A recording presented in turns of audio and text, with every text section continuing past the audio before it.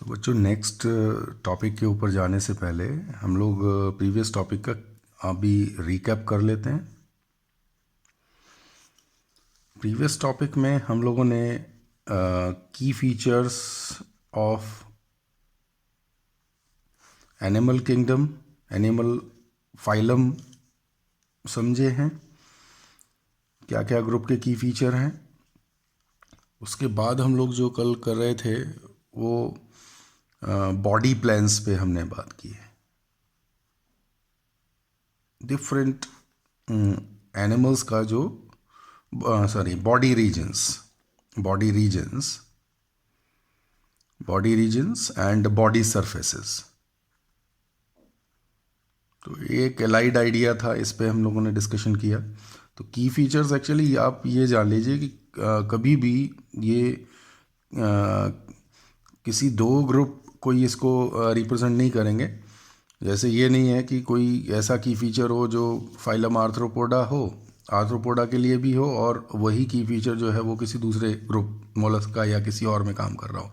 Exactly we can से की feature मतलब कि it is non shareable condition है, किसी दूसरे से ये शेयर नहीं होगा।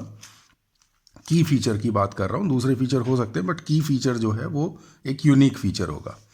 तो हमने पोरीफेरा से लेके कॉर्डेटा तक की बात की, और कॉर्डेटा में स्पेसिफिक ये था कि वहाँ पे 4 फीचर्स थे, और जबकि दूसरे केसेस में सिर्फ एक एक फीचर पे बात थी। और कॉर्डेटा की ये ख़ास बात थी कि वो फीचर जो है वो लाइफ में एटलीस्ट एक बार ज़रूर होना चाहिए प्रेजेंट। और ये जो कंडीशन है ये मीन स्ट्रांगली अप्लाइड है कि जो चारों फीचर थे, यानी कि कौन कौन सा, dorsal tubular hollow nerve cord, solid notochord, pharyngeal gill slits and post anal tail, तो ये चारों फीचर लाइफ में at least one time it must be present.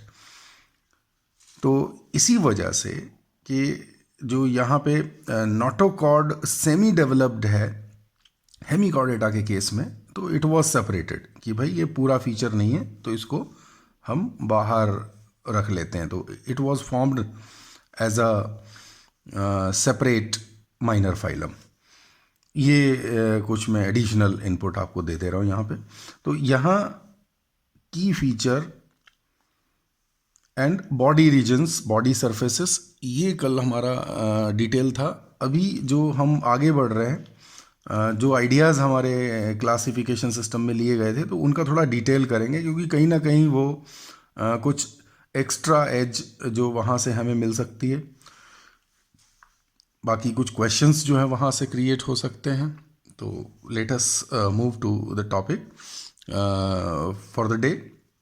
सबसे पहले हमारा जो बेस था it was germ layers, germ layers. तो आज सबसे पहले डिटेल हम जर्म लेयर्स की करेंगे कि क्या होते हैं जर्म लेयर। तो एग्जैक्टली एक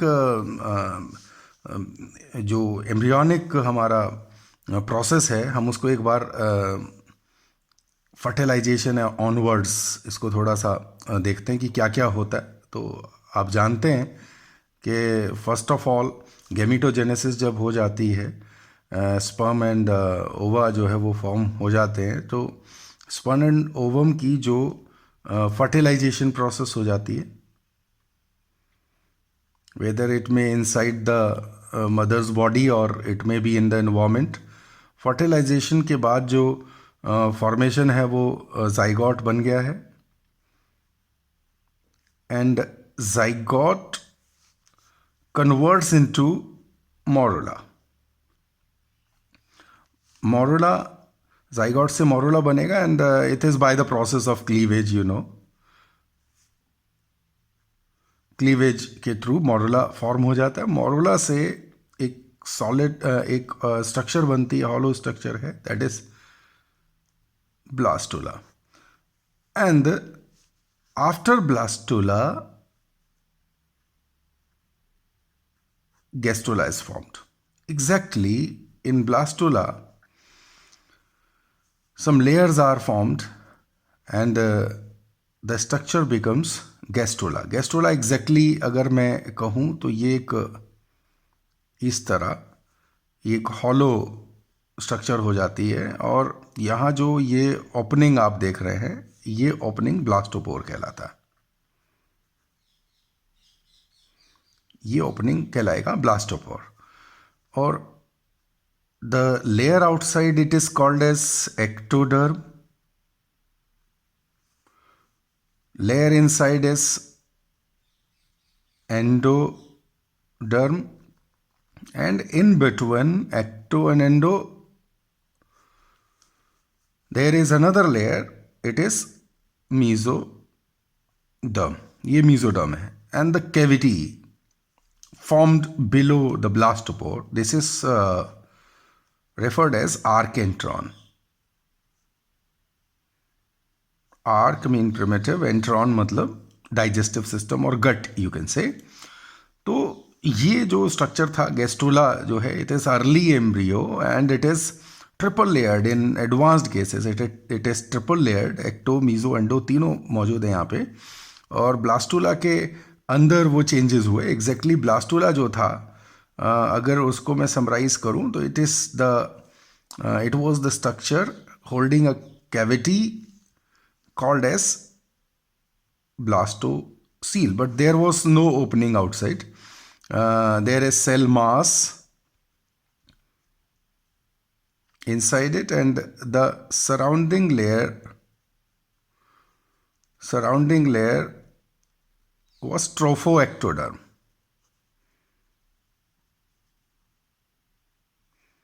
Ectoderm, yeah, trophoblast you can say. It is trophoblast. Exactly, this is the layer which absorb nutrition after implantation in the uterus. So this is kind of, ये layer सबसे बाहर होती है. Finally, blastula stage convert into gastrula having 3 layers. तो बात हमारी यहीं पे है. ये जो जर्म लेयर्स हैं, ये गेस्टुला स्टेज में फॉर्म हो गए. एक तो क्वेश्चन का आंसर आपको यहाँ पे मिलता है कि जर्म लेयर फॉर्मेशन किस लेयर में हुआ, किस स्टेज में हुआ. तो गेस्टुला में हमारा जर्म लेयर फॉर्मेशन हो गया. एक एडवांस केस जो ट्रिप्लोब्लास्टिक केस है, वहाँ पे 3 जर्म लेयर्स हमारे बनते हैं. तो what will be the role of these germ layers? तो एग्जैक्टली क्लासिफिकेशन के लिए मुझे एक आइडिया यहाँ पे मिल गया कि if there are only 2 layers तो it was diploblastic. It is diploblastic case, diploblastic animals हैं. और जब मैं कह रहा हूँ कि 3 लेयर्स हैं तो it is triploblastic. Now you can give me the examples of diploblastic. तो मुझे आप रिपीट करोगे कि डिप्लोब्लास्टिक में कौन कौन से एग्जाम्पल थे? Definitely it was Porifera and it is Cnidaria. देखिए, नाइडेरिया जब लिखते हैं तो सी जो है इट इज साइलेंट होता है. तो कई बच्चे जो हैं वो इसका प्रोनाउंसिएशन के लिए कई बार पूछते हैं. तो it is cnidaria, C silent है. And then porifera was the example. और प्लेटी से लेके कॉर्डेटा तक सारे जितने भी हैं वो ट्रिप्लोब्लास्टिक केसेस हैं, 3 जर्म लेयर. तो एक कॉन्सेप्ट हमारा यहाँ पे समझ आ जाता है हम लोगों को कि कहाँ से ये जर्म लेयर्स आए. एनिमल किंगडम में ही होते हैं, दूसरे किंगडम में ये प्रेजेंट नहीं है. मीन प्लांटी में कहेंगे तो जर्म लेयर्स का कॉन्सेप्ट वहाँ पे नहीं होगा. तो यहाँ जो है ये 3 जर्म लेयर्स बन गए. जर्म लेयर्स का फेट क्या है, यहीं थोड़ा सा आगे चलते हैं. फेट ऑफ मीन कि ये क्या बनाते हैं. तो जर्म लेयर्स फॉर्म टिश्यूज. ये टिश्यूज के भी ऑरिजिन की यहाँ पे थोड़ा आइडिया हमें समझ में आ जाएगा कि टिश्यू जो हैं वो जर्म लेयर से टिश्यूज फॉर्म हो रहे हैं. And in case of animals there are tissues. Which are tissues? बता सकते हैं कौन कौन से टिश्यूज हैं? Yes, epithelial tissue. Good, this is epithelial tissue. और कौन सा है? Connective tissue.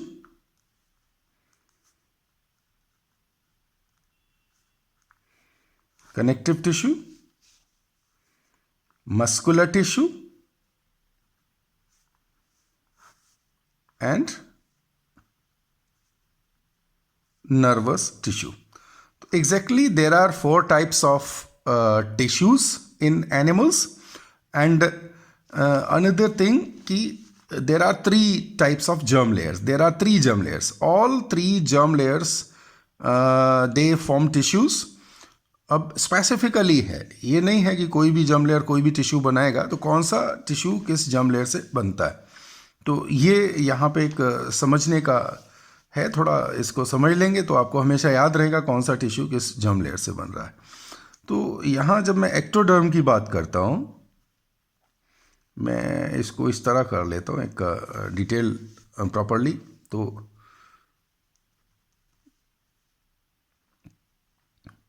epithelial tissue,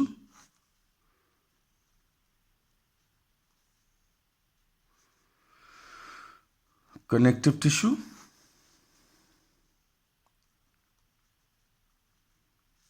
muscular tissue,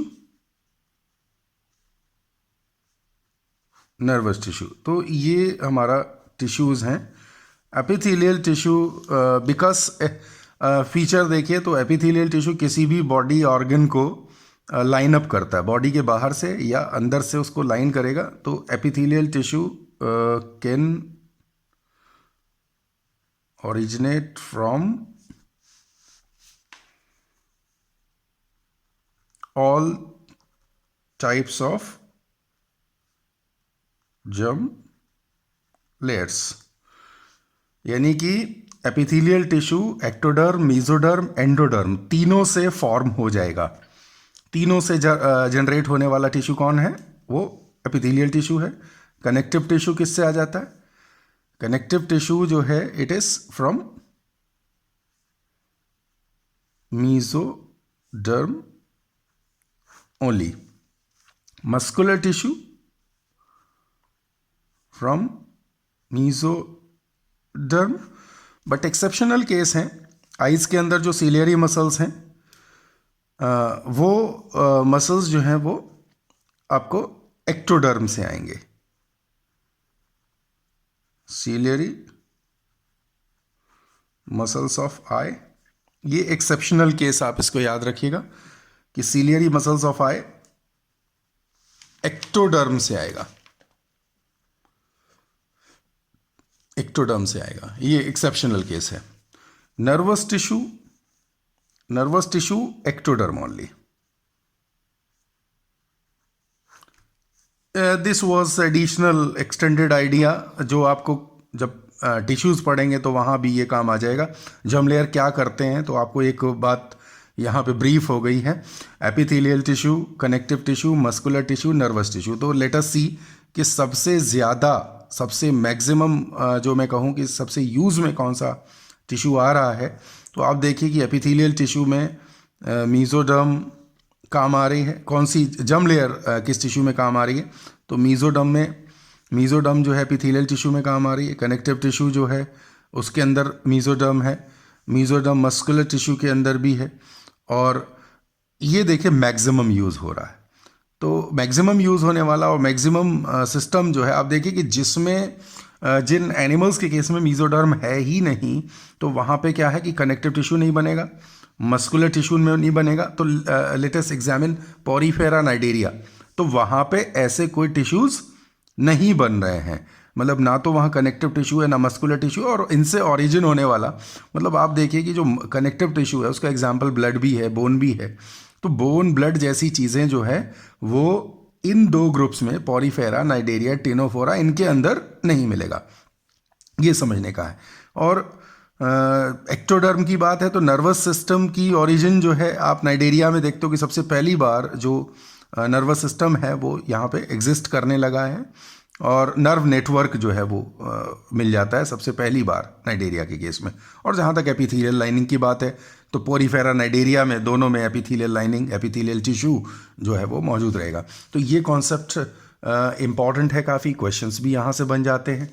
तो आप ये इसको समझ लीजिएगा, याद कर लीजिएगा कि किस तरह से कहाँ कहाँ यूजेस हैं। तो पहला कॉन्सेप्ट जो है हमारा जर्म लेयर, यहाँ पे बात हो जाती है। उसके बाद जो हमने यूज़ किया था लेवल ऑफ ऑर्गेनाइजेशन, तो यहाँ थोड़ा सा जो है कुछ एक्सटेंशन लेंगे। लेवल ऑफ ऑर्गेनाइजेशन, तो लेवल ऑफ ऑर्गेनाइजेशन में देखिए, किंगडम की बात जब हम करते हैं, तो मतलब लिविंग वर्ल्ड की जब हम बात करते हैं, तो लिविंग वर्ल्ड में विटेकर का क्लासिफिकेशन क्या कहता है?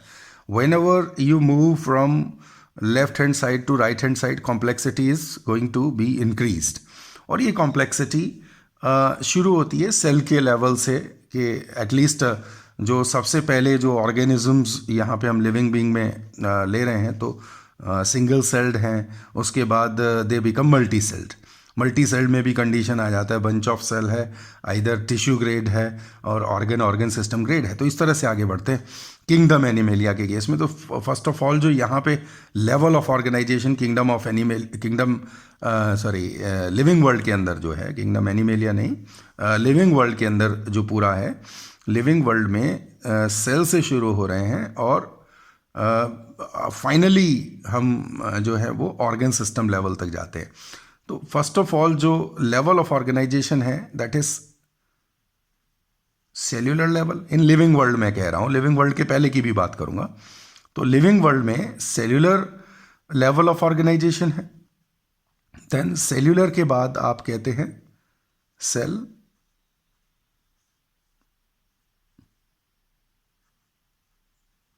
सेल एग्रीगेटेड लेवल, देन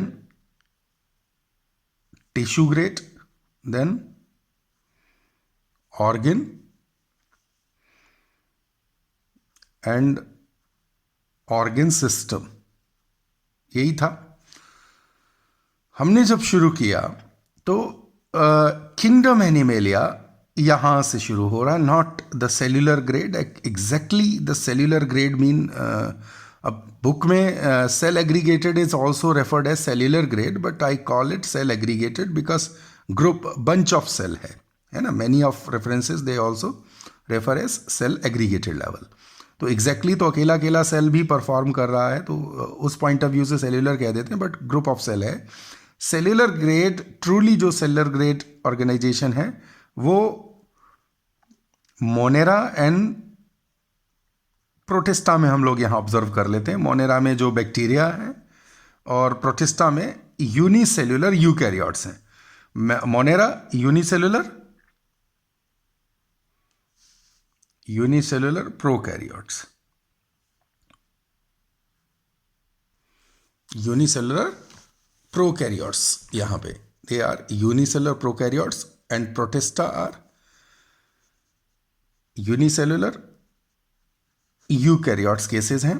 तो डिफरेंस ये हुआ है। और cell aggregated level of organisation यानी group of cell, they are mean porifera, और ग्रुप का नाम दिया था हमने पैराजोआ। पैराजोआ एग्जाम्पल है phylum,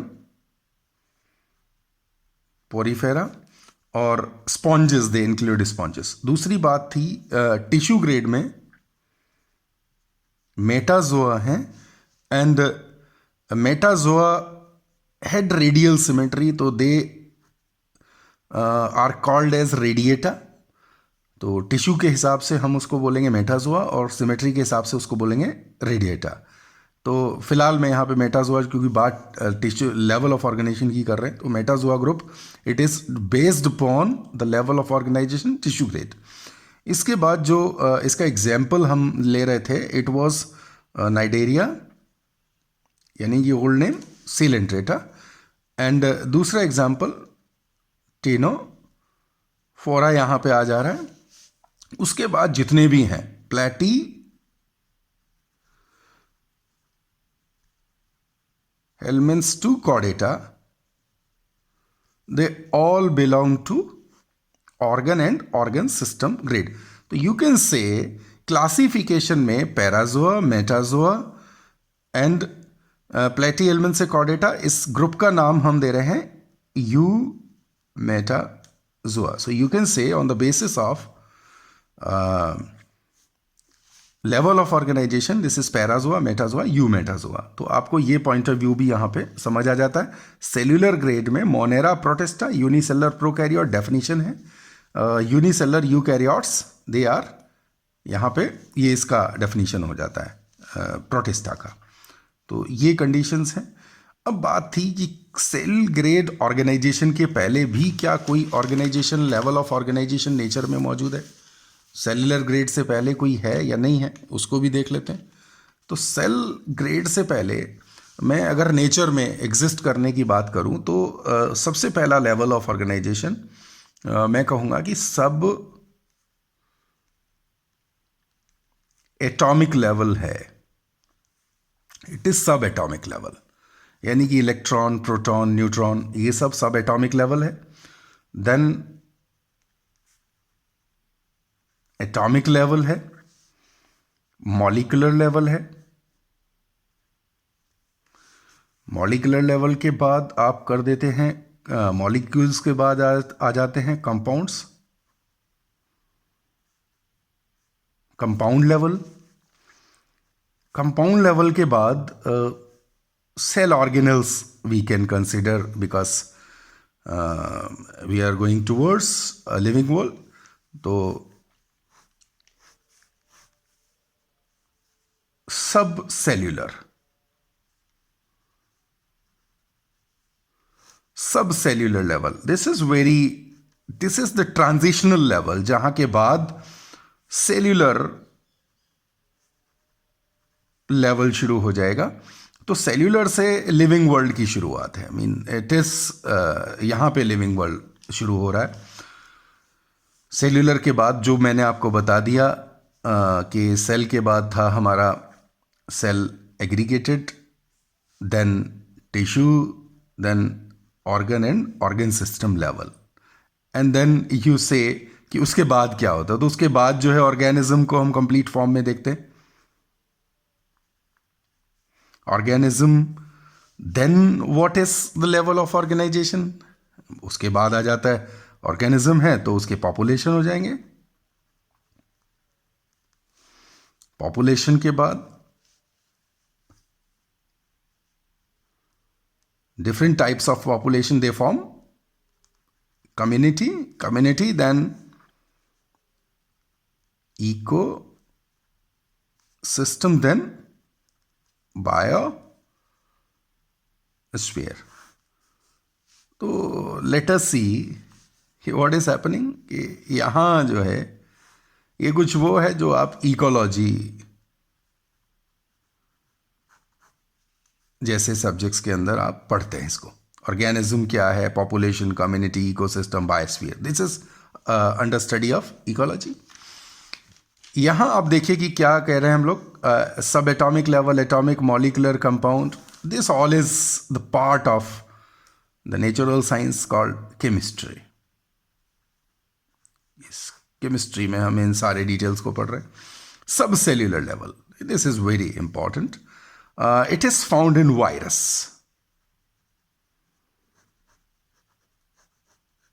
They are borderline cases. Neither they are considered as living nor non-living. दोनों जो हैं वो बिल्कुल, ये जो viruses हैं ये whenever they are present inside the host body, host cell, they are called as living, and whenever they are outside the host body or environment, in the environment, they are called as particle non-living case. So they are connecting link between non-living and living, as well as they show just a one feature of life, that is reproduction. So whenever they are present in the host cell, they show reproduction. So they are considered as virus. And another thing कि जो virus है वो living world में उसको placement नहीं है। Whittaker classification में हम वायरस नहीं पढ़ते हैं, तो वहाँ सेल से रिलेटेड, यानी कि किसी भी लिविंग बीइंग होने के लिए सेल का होना एक ज़रूरी पॉइंट बता दिया कि सेल होगी तो उसके अंदर जो लाइफ रिलेटेड प्रोसेसेस हैं वो सारे प्रेजेंट रहेंगे। तो लिविंग वर्ल्ड में ट्रू जो लिविंग बीइंग्स हैं वो सभी सेल लेवल से एटलीस्ट शुरू होते हैं। तो ये हमारा लेवल ऑफ ऑर्गेनाइजेशन की बात थी। तो Parazoa, Metazoa, Eumetazoa, it is in kingdom Animalia. Level of organisation के हिसाब से जो ग्रुप ऑफ हमने यहाँ पे डिस्कशंस किए हैं। देन एक और इम्पॉर्टेंट जो टॉपिक था हमारा, लेवल ऑफ ऑर्गेनाइजेशन के बाद हम आ रहे थे, तो लेवल ऑफ ऑर्गेनाइजेशन में लेवल ऑफ ऑर्गेनाइजेशन के बाद हम लोग आ रहे हैं सिमेट्री पे।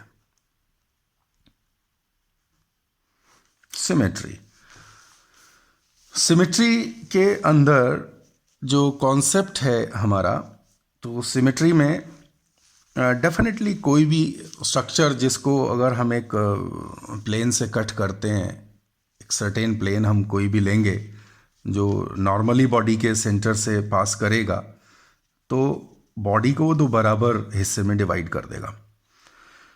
लेकिन कई बार ऐसे बॉडीज होते हैं कि आप किसी भी प्लेन से कट करिए, they can not be divided into two equal halves. तो ऐसा अगर केस है तो कॉन्सेप्ट ऑफ सिमेट्री में हम उन केसेस को ए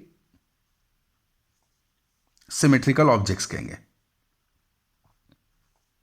ए सिमेट्रिकल ऑब्जेक्ट्स या ऑर्गेनिजम्स, और दूसरे symmetrical. So you can say there are two types of things, two types of organisms on the basis of symmetry, asymmetrical and symmetrical. Definitely asymmetrical cases simple हैं and symmetrical cases are quite complex.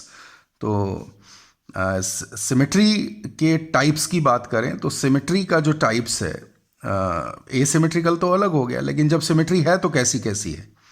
तो symmetry के लिए देखिए हमारे पास दो तरह के cases हैं। एक तो होते हैं radial symmetry, previously we have discuss this in brief, radial symmetry, और दूसरा है बायलेटरल सिमेट्री। तो बायलेटरल सिमेट्री और रेडियल सिमेट्री में फ़र्क जान लीजिए। जो रेडियल सिमेट्री हैं, organisms will be of disc shape, sphere, pentamerous, यानी कि पेंटामेरस हुआ स्टार शेप, स्टार जैसा है। तो स्टार में भी अगर आप देखिए कि इमेजिनरी लाइन अगर आप किनारे से मिलाएंगे तो इट बिकम्स अ स्फीयर, और सेंटर जो है यहाँ पे है। तो pentamerous symmetry star shaped cases के अंदर मिल रहा है। और बड़ा इंपॉर्टेंट यहाँ से एक क्वेश्चन भी बनेगा, मैं अभी डिस्कस करूँगा। इकाइनोडर्म्स दे शो, एडल्ट इकाइनोडर्म्स बेसिकली मैं कहना चाहूँगा। तो पेंटामेरस सिमेट्री जो है वो एडल्ट इकाइनोडर्म्स में, और यहाँ रेडियल सिमेट्री डिस्क शेप हो सकते हैं, स्फीयर शेप हो सकते हैं, पेंटामेरस हो सकते हैं।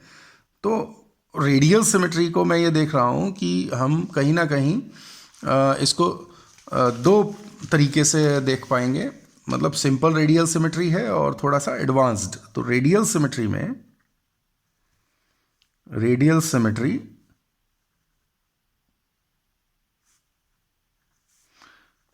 सिमेट्री में बेसिकली सबसे पहले सिंपल रेडियल सिमेट्री है, एंड देन हम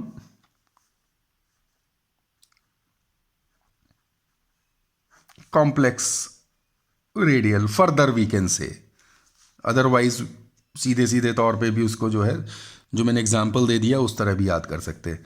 तो सिंपल रेडियल में ये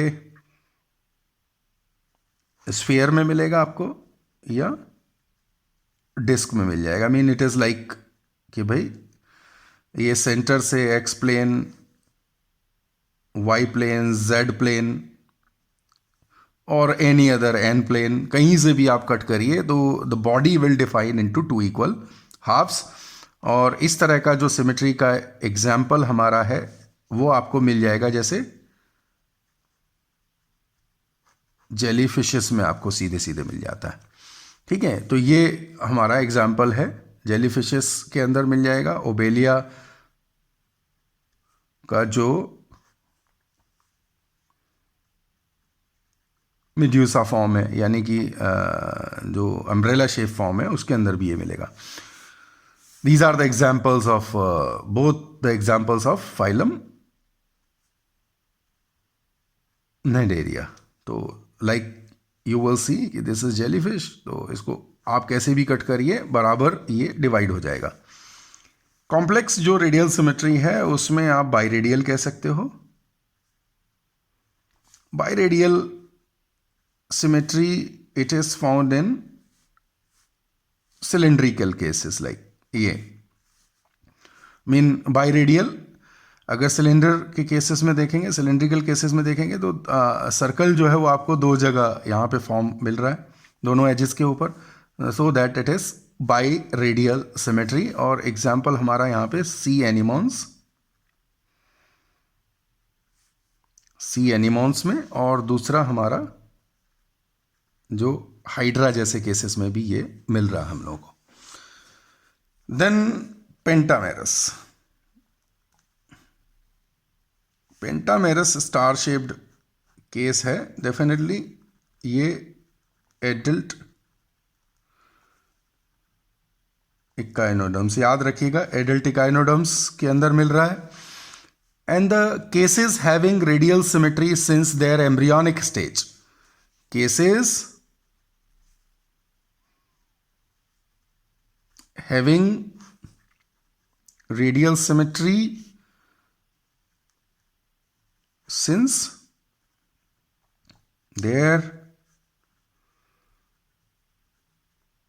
embryonic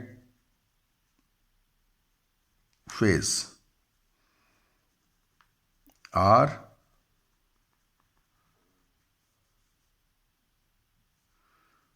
रेडिएटा। समझ गए? तो रेडिएटा ग्रुप दिया था हमने सिमेट्री के हिसाब से, एंड दिस इज ओनली, ये हमारे हो जाते हैं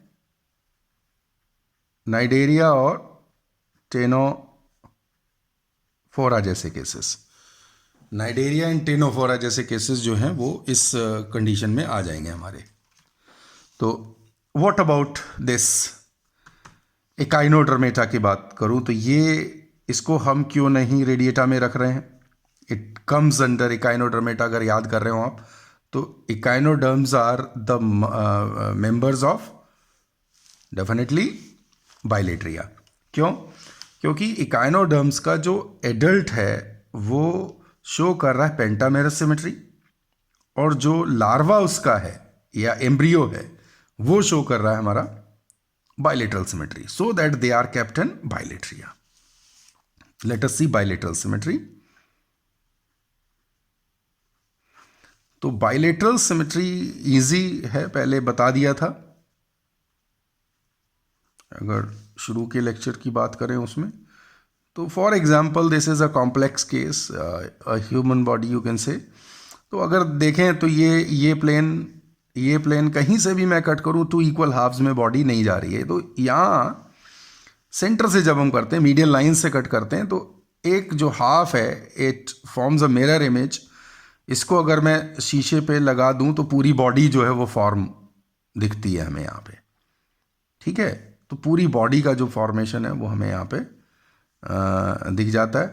तो सिमेट्री यहाँ पे बाइलेटरल है, and the group having this symmetry is called as Bilateria. ठीक है, तो बाइलेट्रिया यहाँ पे है। बाइलेट्रिया के जो मेंबर्स कहूँगा तो मेंबर्स जो है प्लेटी से लेके और कॉर्डेटा तक सभी हैं इसमें। अब एक्सेप्शनल क्या दिख रहा है आपको? एक्सेप्शनल दिख रहा है यहाँ पे इकाइनोडर्मेटा जो कि स्टार शेप है, रेडियल सिमेट्री होना चाहिए, लेकिन वो रेडियल सिमेट्री उसके एडल्ट्स में है। लार्वा स्टेज की जो सिमेट्री है हम उसी को कंसिडर कर रहे हैं, लार्वा ओरिजिन जहाँ से हुआ है। तो अब वहाँ जो सिमेट्री है हम उसी ग्रुप के हिसाब से लेंगे। तो बाइलेटरल सिमेट्री, बाइलेट्रिया ग्रुप में कौन कौन से मेंबर आएंगे? तो सिमेट्री के हिसाब से जो ट्रिप्लोब्लास्टिक एनिमल्स के अंदर सिमेट्री डिफाइंड है, तो रेडिएटा और बाइलेट्रिया दो मेजर ग्रुप हैं। रेडिएटा सारे के सारे जो हैं वो मेटाजोआ हैं, और बाकी जो बाइलेट्रिया हैं दे आर यू मेटाजोआ। तो you can say Eumetazoa term is equal to Bilateria, mean equal status के ऊपर खड़ा दोनों। ओके, समझ आ गया? तो अभी जो है ये बाइलेट्रिया का केस हुआ। बाइलेट्रिया के अंदर एग्जाम्पल भी आपको समझ में आ गया। एकाइनोडर्म का वो जो प्रॉब्लम है वो भी आपको सॉल्व हो गया। इस तरह के क्वेश्चंस हो सकते हैं, आ जाते हैं कि echinoderms they belong to Bilateria. ठीक है, वाई में अभी ऑब्जेक्टिव फॉर्म में किसी भी तरह क्वेश्चन हो सकता है। कॉन्सेप्ट आपको मालूम है, कहीं भी किसी भी तरह ट्विस्ट करके आए तो आप कर सकते हैं। एक और बात है, देखने वाली बात है कि कुछ एक ऐसे ऑर्गेनिजम्स हैं which comes under Bilateria, but adulthood में उनका सिमेट्री जो है वो एसिमेट्रिकल कंडीशन है। तो यहाँ पे अ मोलस्कन क्लास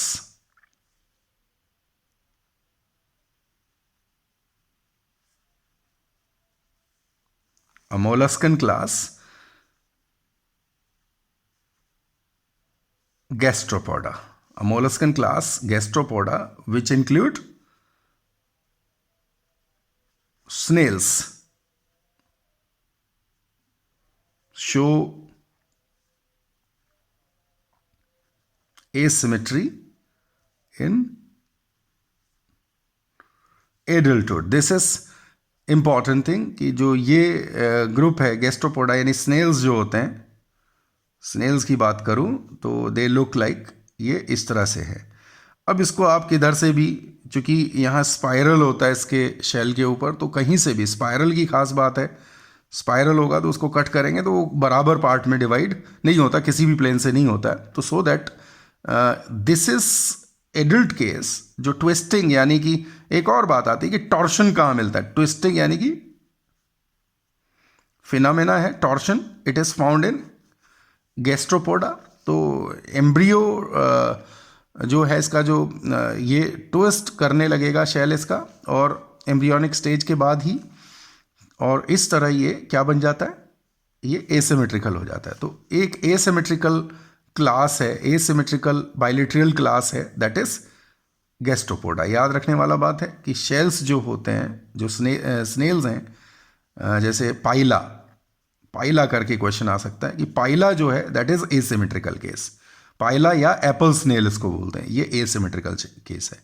याद रखेंगे सिमेट्री जो है वो हमारा कॉन्सेप्ट इस तरह से, सिमेट्री के बारे में जो भी अलाइंड आइडियाज़ हैं वो हमने यहाँ पे कंप्लीट कर लिया है। तो अभी जो रहने वाला जो कॉन्सेप्ट है वो हमारा एक बॉडी कैविटी, जो लास्ट आज के लिए कॉन्सेप्ट है, बॉडी कैविटी या सीलोम। कॉन्सेप्ट ऑफ सीलोम में हमने क्या देखा, हमने देखा कि there are 3 types of organisms, acoelomata. हालांकि इस बात को पहले लेक्चर में हम लोग थोड़ा डिफाइन कर चुके हैं, स्यूडो सीलोमेटा, एंड तीसरा जो केस है हमारा दैट इज यूसिलोमेटा। ये तीनों चीजें हमारी यहाँ पे, देयर आर 3 ग्रुप्स। तो ए सिलोमेटा का एग्जाम्पल ओनली प्लेटीहेल्मिन्थ्स है।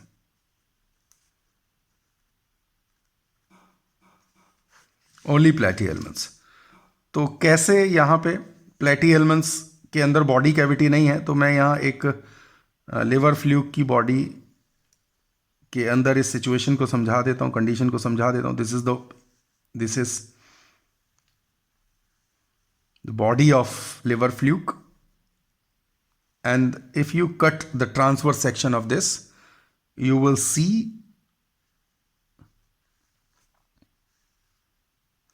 the condition like this। जो यहाँ पे आप ये गट देख रहे हैं, इन्वर्टेड वाई शेप गट होता है, इसमें इनकम्प्लीट गट है।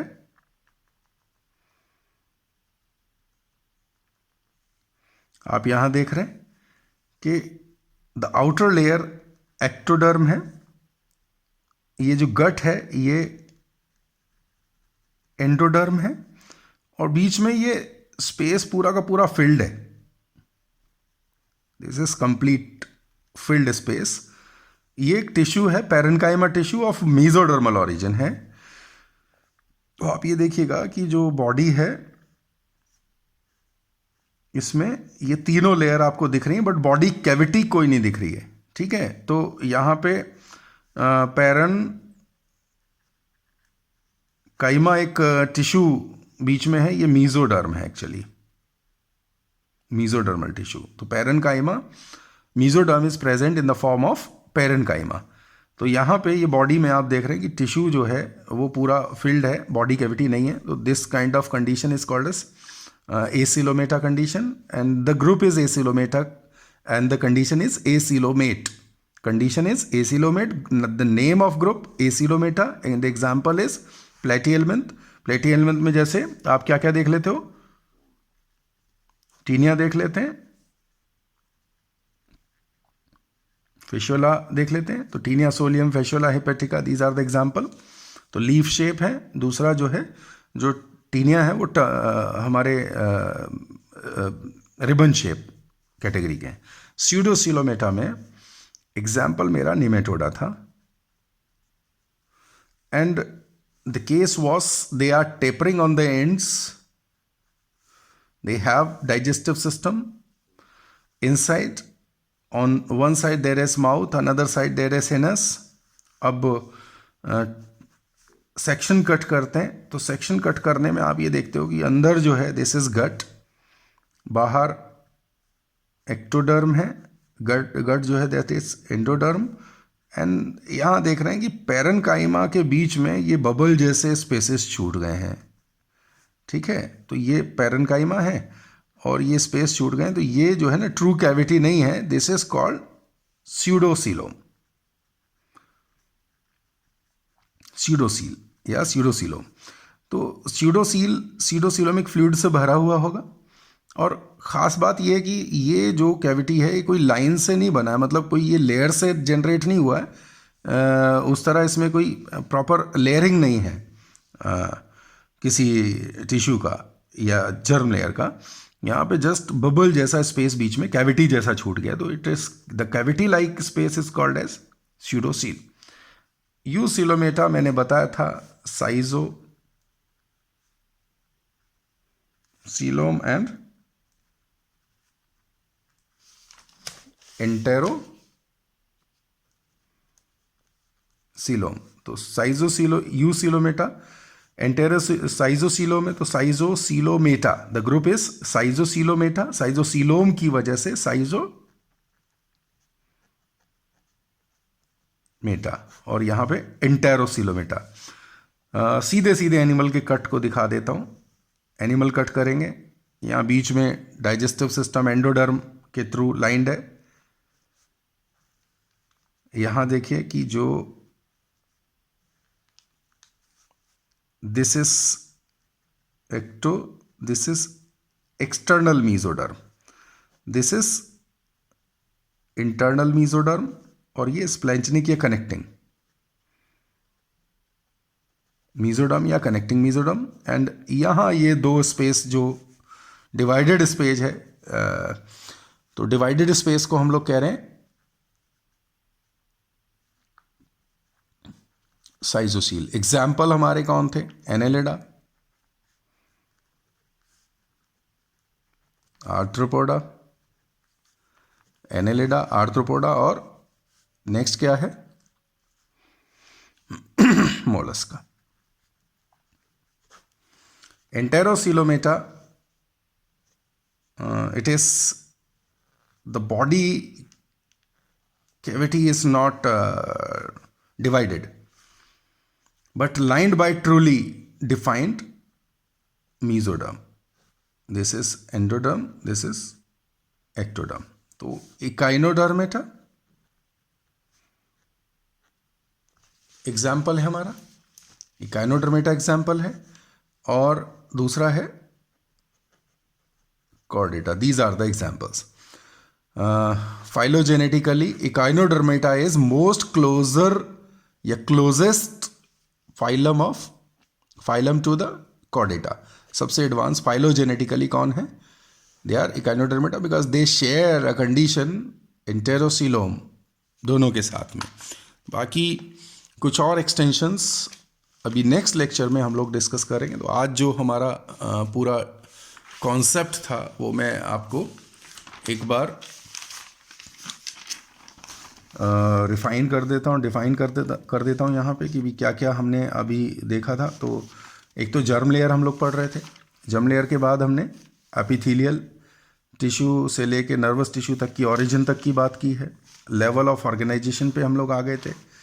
सारा लेवल ऑफ ऑर्गेनाइजेशन में यहाँ पे subcellular level of organisation important virus के लिए है, सेल्यूलर लेवल में, सेल एग्रीगेटेड लेवल में कौन एग्जाम्पल्स हैं, इस तरह आप देखिएगा, एग्जाम्पल्स पे जाएंगे।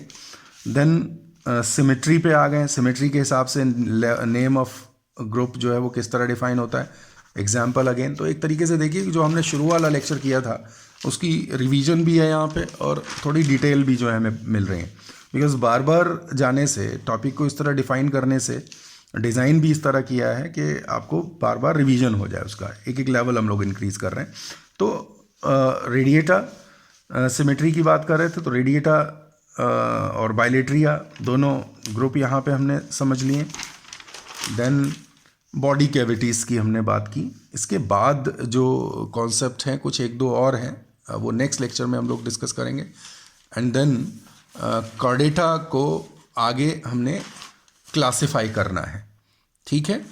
तो अभी एनसीईआरटी में इन डिटेल्स को थोड़ा सा रिवाइज करेंगे। बार बार मैं यही कहता हूँ कि एनसीईआरटी देखिए, तो एनसीईआरटी में जाएंगे कि ये सारी चीज़ें जो आज हमने डिस्कस किया वो किस तरह से डिफाइंड है, एग्जाम्पल्स को थोड़ा ट्रैक करेंगे, ठीक है। तो take care, thank you so much, मिलते हैं नेक्स्ट लेक्चर में।